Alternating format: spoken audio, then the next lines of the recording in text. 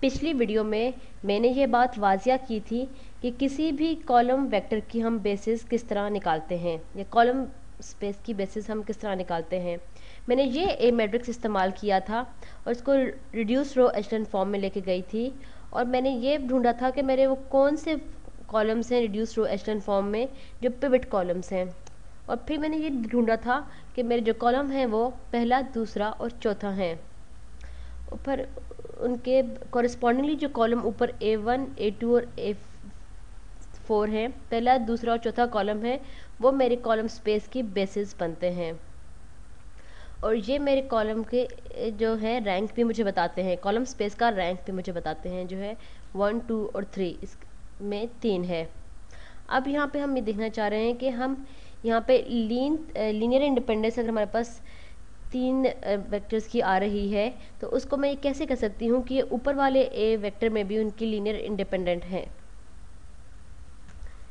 यानी कि मैं ये कैसे आपको ये बात वाज़िया कर सकती हूँ कि जो मेरे पास 5वां कॉलम A5 है उसको मैं कैसे बना सकती हूँ, पहला कॉलम, दूसरा कॉलम और चौथा कॉलम जो लीनियरली इंडिपेंडेंट है उनको मिलाकर। तो पहली बात यह है कि जो हमारे पास पिवट वेक्टर्स होते हैं वो हमेशा लीनियरली इंडिपेंडेंट होते हैं, यानी R1, R2 और R4 यहाँ पे लीनियरली इंडिपेंडेंट हैं। यहाँ पे ये एक स्पेशल केस के तौर पर डिस्कस हो रहा है, लेकिन ये एक जनरल केस है कि जब कभी भी हमारे पास पिवट कॉलम्स होते हैं रिड्यूस रो एचेलन फॉर्म में, जो पिवट कॉलम होते हैं हमारे पास रिड्यूस रो एचेलन फॉर्म में, वो लीनियरली इंडिपेंडेंट होते हैं और बेसिस बनते हैं। और पिवट कॉलम्स वो होते हैं जो कि उस कॉलम में सिर्फ एक वही 1 होता है, उसके ऊपर और नीचे 0 होते हैं। यानी जो पिवट कॉलम्स हैं या सेट ऑफ पिवट कॉलम्स जो मेरे पास हमेशा होता है वो लीनियरली इंडिपेंडेंट होता है। अब मैं यहाँ पे ये कहना चाहूँगी कि जो पिवट कॉलम्स का सेट होता है किसी भी रिड्यूस रो एचेलन फॉर्म मैट्रिक्स का, वो हमेशा आपस में लीनियरली इंडिपेंडेंट होते हैं। और ये एक बहुत ही आसान और वाज़िया सी बात है क्योंकि हर कॉलम में 1 एक यूनिक जगह पर मौजूद होता है और बाकी पिवट कॉलम्स में उस जगह पर 0 मौजूद होता है, यानी एक ही एंट्री उस कॉलम में मौजूद होती है और वो होती है 1। अब इसका मतलब ये है कि जो हमारे पास सोल्यूशन है R1 यानी C1 times R1 plus C2 times R2 plus C4 times R4, ये इनका जो सम है आपस में 0 होना चाहिए क्योंकि ये दोनों तीनों आपस में लीनियरली इंडिपेंडेंट हैं। तो हमें पता है कि इसका एक ही सोल्यूशन होगा जब ये 0 होंगे, जब हमारे पास C1, C2 और C4 0 होंगे। चलिए मुझे अब एक कोई भी वेक्टर x लिखना चाहिए, बल्कि मैं इसको ऐसे C1, C2, C0, C4 और 0 इस फॉर्म में लिखती हूँ। ये बराबर हो जाता है, यानी जब मैं रिड्यूस रो एचेलन फॉर्म को मल्टीप्लाई करती हूँ इस वेक्टर से तो मेरे पास जो जवाब आता है वो नल वेक्टर आता है। ये सीज का वेक्टर मेरे पास एक स्पेशल वेक्टर है। अगर मैं 1 टाइम्स C1 से मल्टीप्लाई करूँ plus 0 times C2 plus minus 1 times 0 plus 4 times 0 तो वो मेरे पास आ जाएगा 0 ही। चलिए इसको थोड़े आसान तरीके से मैं समझाने की कोशिश करती हूँ। मैं इस मल्टीप्लिकेशन को ऐसे लिखने की कोशिश करती हूँ, C1 times R1 plus C2 times R2 plus 0 times R3 plus C4 times R4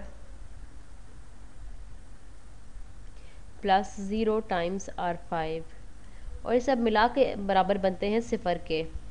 तो अब इनका जो एक ही सोल्यूशन जो है वो ये होगा, क्योंकि हमें ये बात पहले ही मालूम है कि ये कॉलम 1, कॉलम 2 और कॉलम 4 आपस में लीनियरली इंडिपेंडेंट है।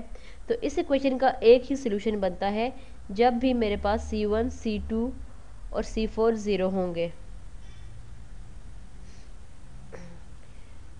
अब एक चीज़ जो हम पहले ही कर चुके हैं वो ये है कि इस इक्वेशन का सोल्यूशन सेट जो मेरे पास बनेगा वो 0 है, और ये बराबर है सोल्यूशन सेट के Ax इज इक्वल टू 0 के।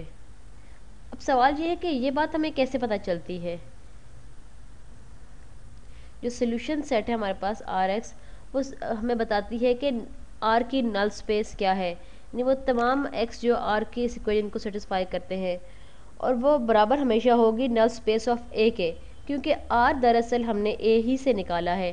R A की रिड्यूस्ड रो एचलन फॉर्म है,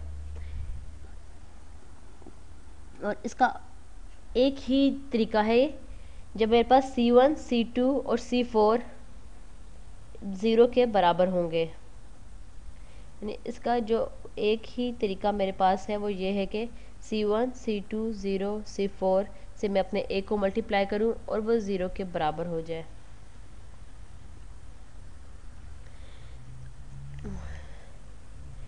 अब इसका इसी बात को कहने का दूसरा तरीका ये है कि अगर मेरे पास 4 वेक्टर्स हैं A1 A2 A4, और मैं इसको मल्टीप्लाई करती हूँ अपने सी वेक्टर से, या जो मैंने एक पर्पल रंग में वेक्टर लिखा है, तो मेरे पास बन जाता है C1 times A1 plus C2 times A2 plus 0 times A3 plus C4 times A4 plus 0 times A5, ये बराबर है 0 के। अब A1 A2 और A4 लीनियरली इंडिपेंडेंट सिर्फ तब होंगे जब मेरे पास एक ही सोल्यूशन अकर करेगा इस इक्वेशन का, और वो ये कि C1 C2 और C4 0 हों। यानी कि कोई भी ऐसा सोल्यूशन जो R और X का है, वो सोल्यूशन ही मेरे पास Ax का होगा। अगर मैं C3 और C5 को फिक्स कर दूं, तो मेरे पास जो सोल्यूशन रह जाएगा वो ये होगा कि मेरे पास C1 C2 और C4 का 0 होना बहुत ज़रूरी है। इससे ये बात वाजिया होती है कि मेरे पास ये जो 3 वेक्टर्स हैं A1 A2 और A5, यानी ये बात इस बात को इम्प्लाई करती है कि मेरे पास सेट A1 A2 और A4 आपस में लीनियरली इंडिपेंडेंट वेक्टर हैं। तो हम तकरीबन फाइनल रिजल्ट पे पहुंच गए हैं, क्योंकि रिड्यूस्ड रो एचलन फॉर्म में मेरे पास पिवट कॉलम्स लीनियरली इंडिपेंडेंट थे, और मेरी नल स्पेस जो रिड्यूस्ड रो एचलन फॉर्म की है वो बिल्कुल वैसी ही है जैसी मेरे पास नल स्पेस थी एक्चुअल मैट्रिक्स ए की। यानी इससे हम ये बात वाजिया कर सकते हैं कि जो मेरे 3 सेक्टर वेक्टर सेट हैं जो पिवट कॉलम्स बने हैं रिड्यूस्ड रो एचलन फॉर्म के, वो वाकई ही लीनियरली इंडिपेंडेंट हैं। अब जो अगली चीज़ हमने दिखानी है वो ये है कि बाकी जो कॉलम वेक्टर्स हैं वो इन तीनों कॉलम